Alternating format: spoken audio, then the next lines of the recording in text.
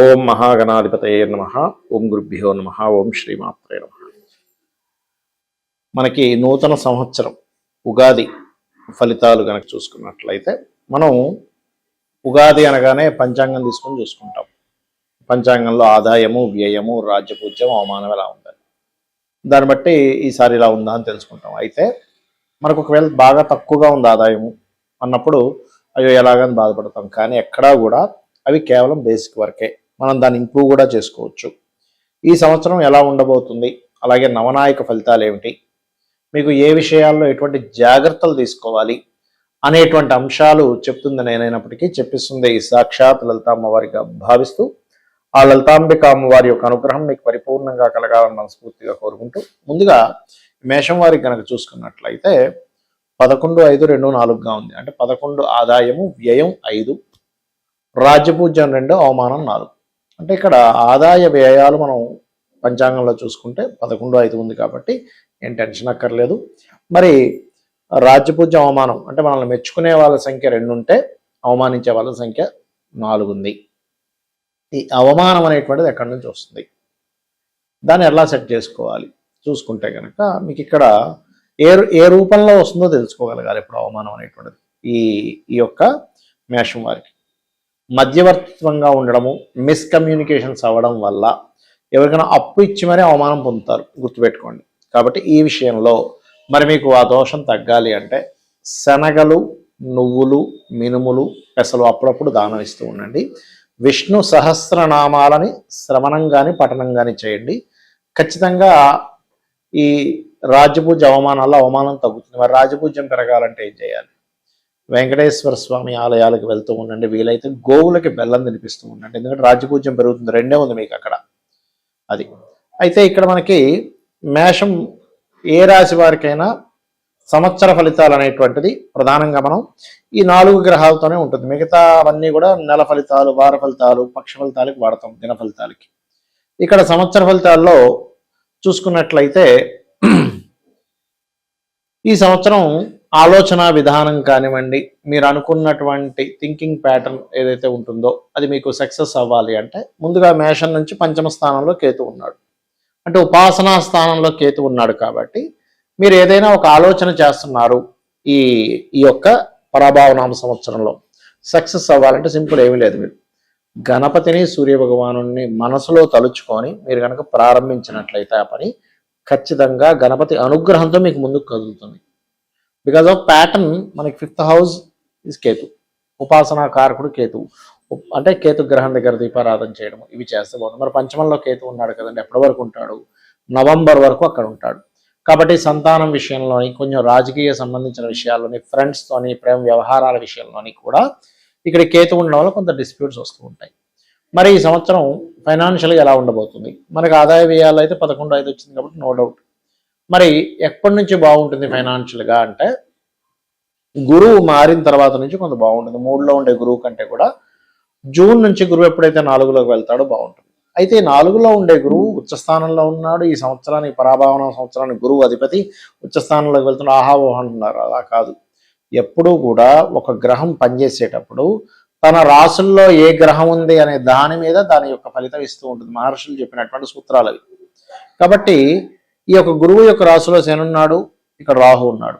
మరి ఈయన ఇక్కడికి వెళ్తున్నందుకు కొంత ఈ ధనస్థానం నుంచి 3లో ఉన్నందుకు ఇక్కడ కొంత ప్రభావాన్ని, అంటే పాజిటివ్గా ఫైనాన్షియల్ గ్రోత్ని ఇస్తాడు. కాకపోతే ఎంతైనా మీకు ఏలినాటి శని నడుస్తుంది అనేటువంటిది ఒకటి ఉంది మేషం వారికి. సో ఏలినాటి శని నడుస్తున్నందుకు మీకు ఏంటంటే శనికి సంబంధించిన, అంటే నువ్వులు దానంగా ఇవ్వడం. నేను చాలాసార్లు చెప్పాను, శని నడుస్తుందని భయపడకండి. ఏలినాటి శనిలోనే పిఎంలు, సీఎంలు అయ్యారు. Don't worry. సింపుల్గా ఏం లేదు. పనులేవి పోస్ట్పోన్ చేయకుండా ఉండగలిగితే, నెగ్లిజెన్సీ చేయకుండా ఉండగలిగితే, లేట్ చేయకుండా ఉండగలిగితే, మీరు ముఖ్యంగా అనవసరంగా ఖర్చులు పెడుతున్నామేమో, అనవసరంగా ఇన్వెస్ట్మెంట్లు చేస్తున్నామేమో, షార్ట్ టర్మ్ ఇన్వెస్ట్మెంట్ జోలికి పోకుండా ఉండగలిగితే ఏలినాటి మిమ్మల్ని ఏమీ చేయదు. మేషం వారికి గుర్తుపెట్టుకోండి. అలా కాకుండా లేటు, డిలే, సరే చూద్దాంలే, ఇలా నెగ్లిజెన్సీస్, ఎక్కువసేపు నిద్రపోవడం. ఎందుకంటే 12వ స్థానం అనేది నిద్రాశయా స్థానం అంటారు, దాని ప్రభావం పెరుగుతూ ఉంటుంది. అయితే ఇక్కడ ఈ 4లో గురువు వస్తున్నందుకు ఇది ఒకవైపు మీకు ప్రాపర్టీ కొనడానికి యోగము ఇస్తుంది. At the same time property సరిగ్గా చూసుకోకుండా మీరు కనుక కొనినట్లయితే ఈ శని రాహుల యొక్క ప్రభావం వల్ల అది ఏదైనా డిస్ప్యూట్స్లో ఉండే ప్రాపర్టీస్ తీసుకోవడం లాంటివి ఇస్తూ ఉంటుంది. కాబట్టి ఈ విషయంలో చాలా చాలా చాలా కేర్గా ఉండాలి. ఈ సంవత్సరం మే లోపల మీరు ఏదైనా లోన్స్ కోసం ప్రయత్నం చేసినట్లయితే లభిస్తుంది, దానిలో ఎటువంటి ఇబ్బంది లేదు. మరియు అదేవిధంగా జూన్ లోపల వివాహం కోసం ప్రయత్నం చేసేటువంటి వారికి కూడా గురుబలం ఉంది. మేషలగ్నం ఆర్ మేషరాశి వారికి సప్తమం మీద గురుబలం ఉంది కాబట్టి ఉంది. అలాగే కొన్ని తాతగారు ఆస్తి విషయంలో కొంత డిస్ప్యూట్స్ రావడం, మళ్ళీ అది సెట్ అవ్వడం, ఎప్పటి నుంచో ఇది అసలు ఇది మనకి షేరింగ్ అవుతుందా లేదా అనుకునేటువంటి విషయాలు కూడా జూన్ తర్వాత అనుకూలంగా ఉంది అనేటువంటి చూపిస్తుంది. మరి జూన్ తర్వాత ఇంకా ఇటువంటి విషయాల్లో బాగుంటుంది.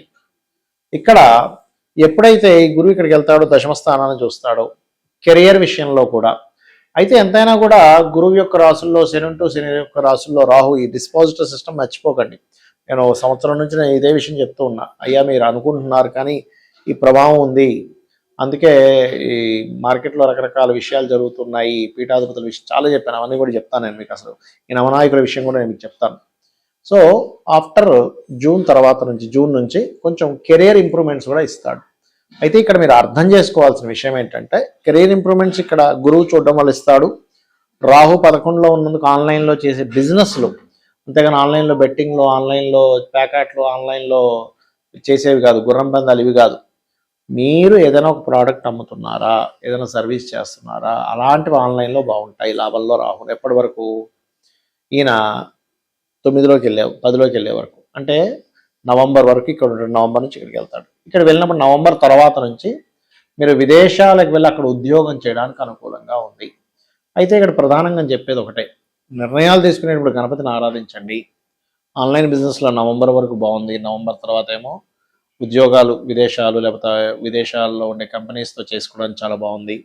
ఎల్నాడు శని నడుస్తుంది కాబట్టి బద్దకించడం, పోస్ట్పోన్ చేయడం లాంటివి చెయ్యకుండా కాస్త ఎక్సర్సైజ్, వాకింగ్లు కానీ చేస్తున్నట్లయితే, long term investment, short term కాకుండా లాంగ్ టర్మ్ ఇన్వెస్ట్మెంట్ పనికి చేసినట్లయితే ఖచ్చితంగా బాగుంటుంది. ఇది చేయండి. మరియు మీరు గణపతిని ఎక్కువ సూర్య నమస్కారాలు చేస్తూ ఉండండి. రెగ్యులర్గా ఆలయానికి వెళ్తూ ఉండండి. ఎల్నాడు శని నడుస్తున్నందుకు అన్ని విధాలా మీకు బాగుంటుంది. ఈ సంవత్సరం నవనాయకులు ఎవరు, దీనివల్ల దేశకాల పరిస్థితులు ఎటువంటి ఉంటాయి అనేటువంటిది పంచాంగంలో ఉంటుంది. అయితే కొన్ని శుభగ్రహాలు రాగానే అద్భుతం అనుకోవడానికి లేదు. ఎందుకంటే శుభగ్రహాల యొక్క రాసుల్లో ఉండే గ్రహాలను బట్టి మనం చూసుకోవాలి. నవనాయక నిర్ణయాలు కనుక చూసుకుంటే, ఈసారి రాజు గురువు అయ్యాడు. గురువు రాజు అయినందుకు అందరూ ఏమనుకుంటా, అబ్బాయి ఇంకేంటి అసలు అద్భుతం, ఆధ్యాత్మికంగా అసలు ఎక్కడికో వెళ్ళబోతుంది ప్రపంచం, ధర్మబద్ధమైన దీంట్లోకి వెళ్ళబోతుంది అనుకుంటున్నా. కానీ అది పూర్తిగా తప్పు. ఎందుకు? గురువు చూడ్డానికి ఉచ్చస్థానంలోకి వెళ్తున్నాడు, కానీ దాని వెనకాతలు ఉండే గ్రహాల స్థితిని మనం గమనించాలి. ఎప్పుడు కూడా శని ఉన్నాడు, శని యొక్క దృష్టి గురువు చూస్తున్నాడు.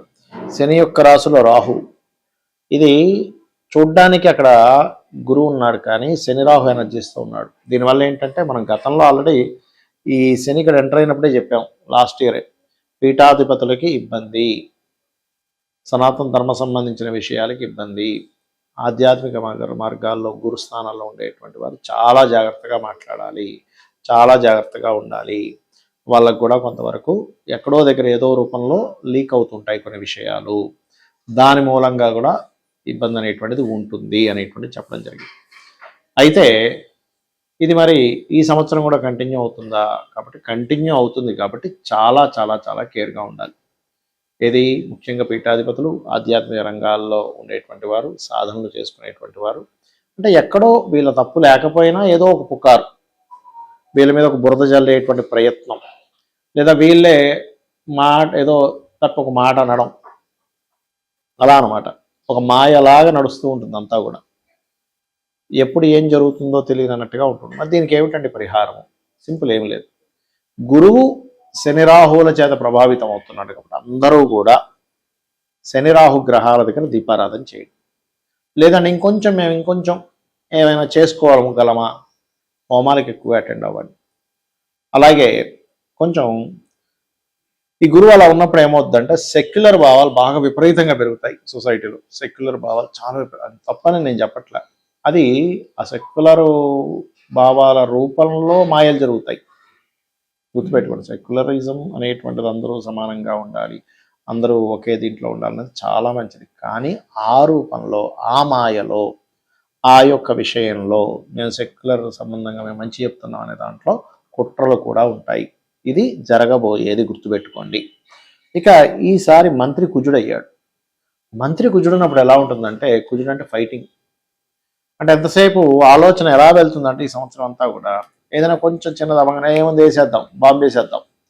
అదేదో సినిమా కొన్ని ఉంటాయి చూడండి, గన్ పట్టుకొని వాడిని వేసేస్తాడు, ఇది వేసేస్తాడు.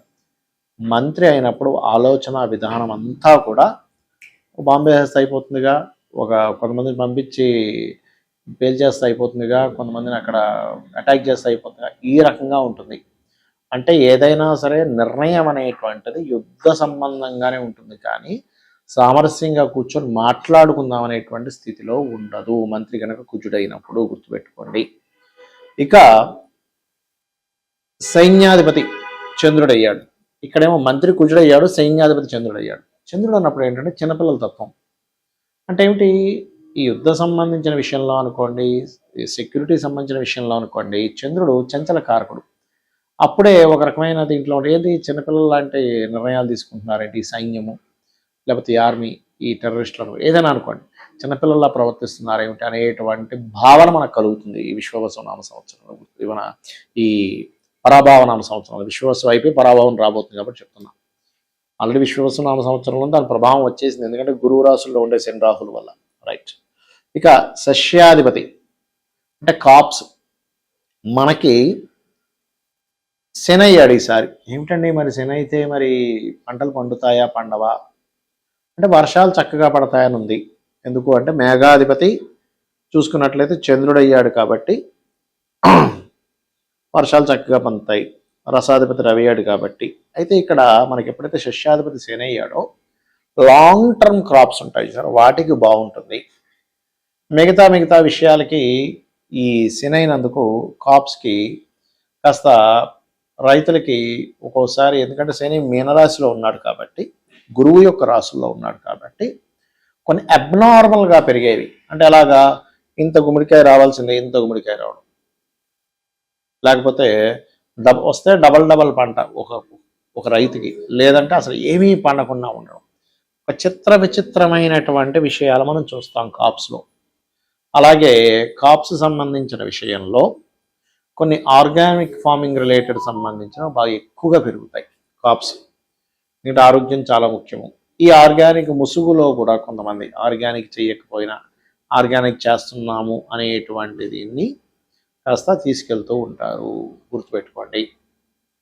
కాబట్టి ఇంకోటి ఏంటి, ఈ సైన్యాధిపతి చంద్రుడు అయినందుకు చంద్రరాశిలో గురువు ఉంటూ ఈ శని రాహుల యొక్క ప్రభావం ఉన్నందుకు కొన్ని దేశాల మీద కొన్ని దేశాలు అప్పుడు నాగసాకి, హీరోసీమ నాగసాకి మీద వేసినటువంటి వాటిని ప్రయోగించే ప్రయత్నం చేయడము, అలాంటి కొన్ని సంఘటనలు జరగడము అనేటువంటిది ఖచ్చితంగా చూపిస్తుంది. రైట్.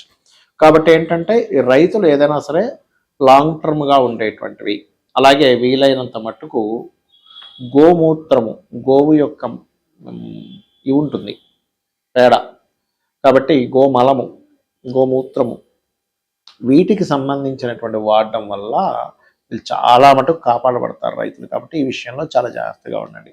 లాంగ్ టర్మ్ క్రాప్స్ మీద ఏది చేయండి. ఇక ధాన్యాధిపతి బుధుడయ్యాడు.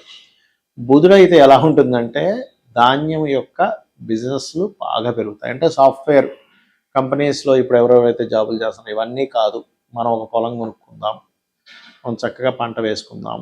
మీరు చూస్తూ ఉండండి, ఇప్పుడు ఈ హైదరాబాద్ చుట్టుపక్కల ప్రాంతాల్లో భూములు ఆగిపోయాను అనుకుంటేది భూముల రేట్లు విపరీతంగా పెరుగుతాయి. మీకు రాబోయే 3 ఇయర్స్లో మీరు అసలు ప్రిడిక్ట్ చేయలేరు. రాబోయే 3 సంవత్సరాలు అన్ప్రెడిక్టబుల్. ఏమిటి అసలు మనం 3 కోట్లకు వస్తుంది అనుకున్నాం, ఇప్పుడు నేను 30 కోట్లు చెప్తున్నారేంటి అనే స్టేజ్కి వెళ్ళబోతుంది రాబోయే 3-4 సంవత్సరాల్లో. కాబట్టి దయచేసి మీకు 4 డబ్బులు ఉంటే భూమి కొనుక్కోండి, నా మాట వినండి. అబ్నార్మల్గా పెరగనుంది, అబ్నార్మల్గా. ఇవాళ అయితే మనం లాస్ట్ టైం సిల్వర్ అబ్నార్మల్గా పెరుగుతుందని చెప్పుకున్నాం ప్రెడిక్షన్స్లో ఒక 6 నెలల క్రితం. అలాగే సిల్వర్ ఎలా అయితే పెరిగిందో ఈ భూములు కూడా అబ్నార్మల్గా పెరగనున్నాయి. ఫ్లయింగ్ కార్స్ రానున్నాయి ఫ్యూచర్లో. కాబట్టి ఎక్కడ ఉన్నా సరే మనిషి ఒకటే అయిపోతుంది. సిటీ నుంచి 100 కిలోమీటర్ల దూరంలో ఉన్నా 10 నిమిషాలు వెళ్ళిపోతాడు కారులో, సిటీలో దగ్గరలో ఉన్నా అదే టైం పడుతుంది, ఇంకా ఎక్కువ టైం పడుతూ ఉంటుంది. కాబట్టి ఈ ఫ్లయింగ్ కార్స్ ఎప్పుడైతే మనకు వస్తాయో, ఎందుకంటే ఈ రవాణా సంస్థ కారకుడు చంద్రరాశి, గురువు ఎక్కడైతే ఇప్పటికి వస్తున్నాడో, ఈ శని రాహులు ఎక్కడైతే ఉందో, ఫ్లయింగ్ కార్స్ సంబంధించినటువంటి మరింత ఇంప్రూవ్మెంట్స్, డ్రోన్ టెక్నాలజీ ఇంకా చక్కగా ఇంప్రూవ్ అయ్యి దాని యొక్క విషయంలో మనం అనేకమైనటువంటి ఇది చూడబోతున్నాము. అయితే ఈ ధాన్యాధిపతి బుధుడైనందుకు బిజినెస్ అంటే ఈ క్రాప్స్ కొన్ని విషయాల్లో దెబ్బతినడం వల్ల రేట్లు బాగా పెరుగుతాయి. చాలామంది ఈ బిజినెస్లోకి ఎక్కువ మంది వచ్చేస్తారు. ఏది ఈ ఫుడ్ రిలేటెడ్ సంబంధించిన బిజినెస్లోకి ఎక్కువ వచ్చేస్తారు. ఎందుకంటే ఈ సాఫ్ట్వేర్ మనం చూస్తున్నాం, ఏఐ ప్రభావం చాలా పెరిగిపోయింది. నెక్స్ట్ ఏమిటి, ఎవర్ గ్రీన్ ఏంటి, ఏ రిప్లేస్ చేయండి ఏదైనా ఉందంటే ఫుడ్ని ఏఐ రిప్లేస్ చేయలేదు. ఎందుకంటే ఆకలి ఇంకేదో అదేదో ఆదిత్య 369 సినిమాలో లాగా అదేదో ఒక క్యాప్సిల్ వేసుకుంటే వాడు కూడా నిండి పేస్ట్ వస్తే చెప్పలేం. కానీ కాబట్టి ఈ ధాన్యాధిపతి బుధుడైనందుకు ఈ ధాన్యాల మీద రేట్లు కానివ్వండి, ఈ ధాన్య సంబంధించిన బిజినెస్లు కానివ్వండి విపరీతంగా పెరగనున్నాయి, గుర్తుపెట్టుకోండి. ఇక అలాగే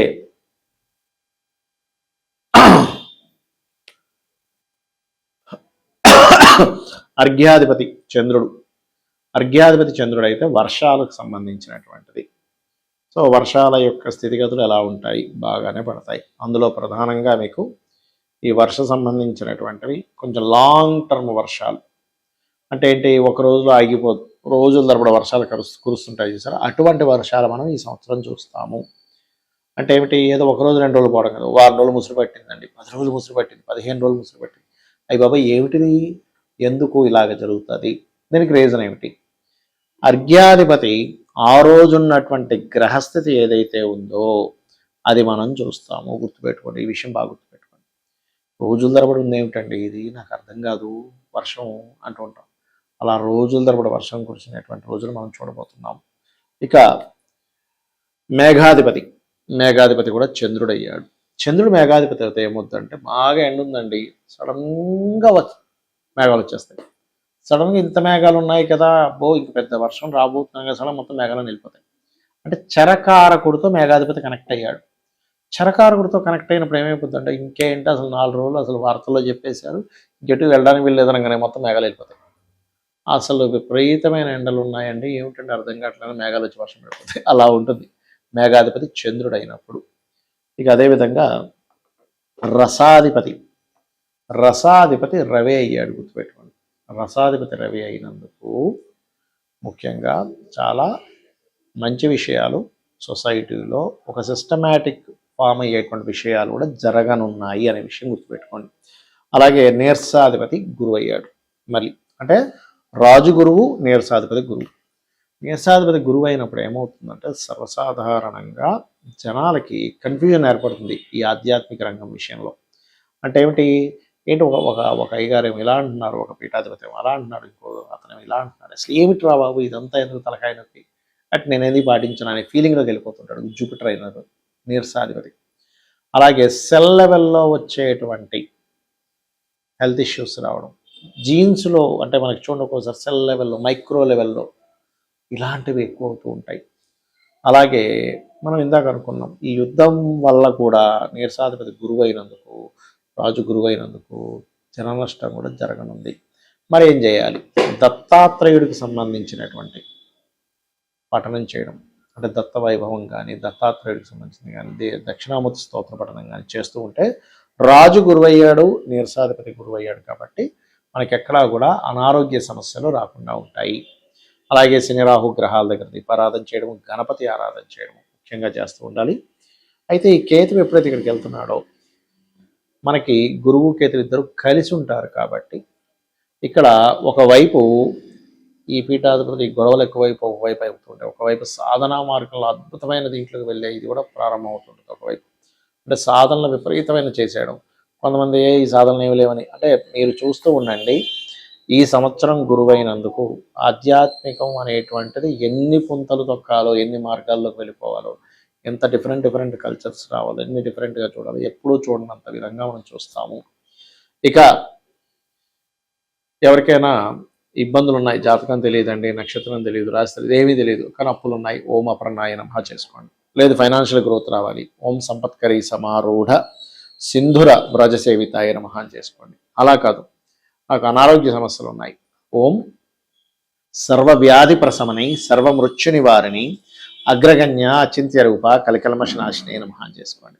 అలా కాదండి, నాకు ఉద్యోగ సంబంధించిన ఇబ్బంది ఉంది, ఓం మాణిక్య మకుటాకార జానుద్వయ విరాజితాయ నమః. వివాహం అవ్వట్లేదు, ఓం కామేశబద్ధ మాంగళ్య సూత్ర శోభిత కందరాయ నమః. వివాహం అయింది కానీ ఇబ్బందులు ఉన్నాయి, ఓం శివకామేశ్వరంకస్త శివ స్వాధీన వల్లభాయ నమః. ఈ రకంగా మనం యూట్యూబ్లో ప్రతి నామానికి అర్థము భావన చెప్పాను, చూడండి, చేసుకోండి. అమ్మవారిని నమ్ముకున్నట్లయితే అమ్మవారే మిమ్మల్ని ఒక సొంత తల్లి కన్న తల్లి ఎలా చూసుకుంటుంది, ప్రతి జీవికి కూడా అలా చూసుకుంటుంది. శ్రీమాత్రే నమః.